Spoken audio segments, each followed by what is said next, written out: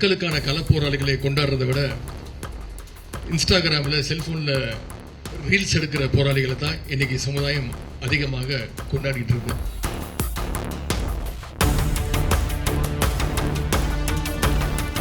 என்னைக்கு நீட் முதலா வந்துச்சோ அன்னையிலிருந்து திராவிட முன்னேற்ற கழகம் அதை எதிர்த்து கொண்டுதான் இருக்கின்றது.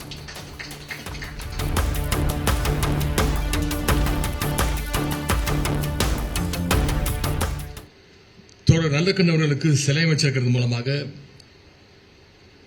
இன்றைக்கு இந்த சமூகம் உண்மையிலே யாரை நாம கொண்டாடணும் அப்படிங்கிறத இந்த நிகழ்ச்சியின் மூலமாக இந்த அமைப்பினர் மிக தெளிவாக சொல்லியிருக்கிறாங்க. இதையே சொல்றேன், இன்னைக்கு மக்களுக்கான களப்போராளிகளை கொண்டாடுறதை விட இன்ஸ்டாகிராமில் செல்போனில் ரீல்ஸ் எடுக்கிற போராளிகளை தான் இன்னைக்கு சமுதாயம் அதிகமாக கொண்டாடிட்டு இருக்கு. ஆனா போராட்டா எதுவும் கிடைக்கும் அப்படின்னு உறுதியா நம்பியவர் ஐயா நல்லக்கண்ணு அவர்கள். அதற்கு ஒரு மிகச்சிறந்த உதாரணம் சமீபத்தில் நடந்த பாலன் இல்லத்தில் நடந்த டெல்லியில் நடந்த நீட் விலக்கு போராட்டம்.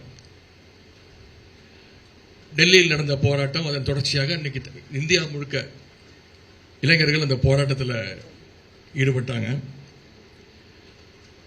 ஆனால் நீட் எதிர்ப்பு போராட்டம் அப்படிங்கிறது தமிழ்நாட்டுக்கு புதுசு கிடையாது. என்னைக்கு நீட் முதலா வந்துச்சோ அன்னையிலிருந்து திராவிட முன்னேற்ற கழகம் அதை எதிர்த்து கொண்டுதான் இருக்கின்றது. குறிப்பா எங்களுடைய திராவிட முன்னேற்ற கழகத்துடைய இளைஞர்களின் சார்பாக நீட் தேர்வை ரத்து செய்யணும்னு பல போராட்டங்கள் நடத்தியிருக்கிறோம். உண்ணாவிரத போராட்டம் நடத்தியிருக்கிறோம், ஆர்ப்பாட்டம் நடத்தியிருக்கிறோம், கையெழுத்து இயக்கம் நடத்தணும். கிட்டத்தட்ட 80 லட்சம் கையெழுத்துக்களை பெற்றோம்.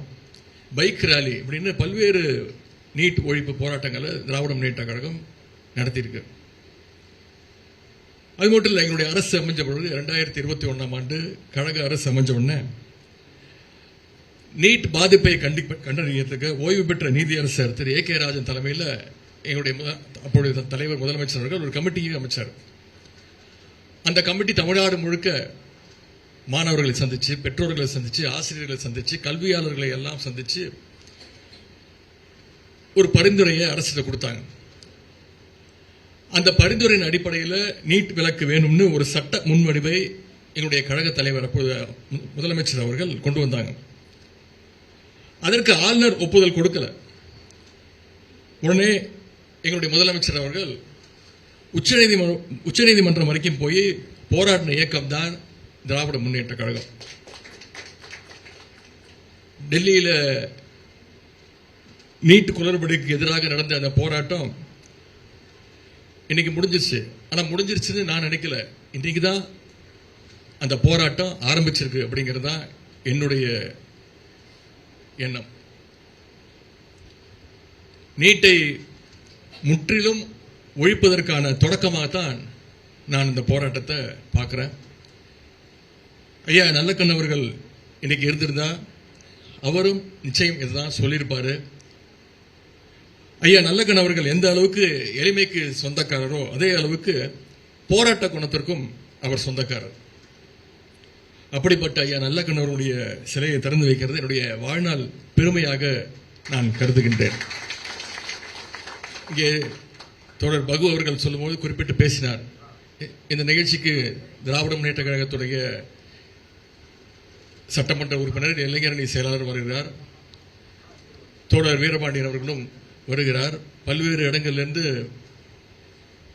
தொலைபேசி அழைப்புகள், விசாரிப்புகள். ரொம்ப பாலிஸ்டா சொன்னார், ஏதாவது உள்ளர்த்தம் இருக்குதா அப்படின்னு. என்கிட்ட வந்தோடனே ஓப்பனாகவே சொன்னார். நிறைய பேர் ஃபோன் பண்ணி கேட்டாங்க, சார் குதிரை பேரம் நடத்துறீங்களா நாளைக்கு நிகழ்ச்சியில் அப்படின்னு. உண்மையாகவே குதிரை பேரம் எங்கே நடக்குதுன்னு உங்களுக்கு தெரியும், வந்ததுக்கு என்னை விட உங்களுக்கு நன்றாகவே தெரியும்.